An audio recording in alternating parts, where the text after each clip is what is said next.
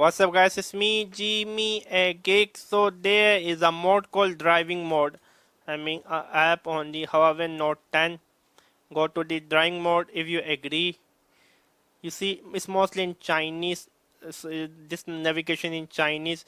I mean this is the driving mode. I mean I can turn the FM, I can call, but rest of everything is disabled, which is a good thing. I literally like this app really very much. I really like the distraction notification while you're driving. I can go to setting, call, SMS only will I can attend, but rest everything will be like disabled. It was me, Jimmy. Subscribe and bye.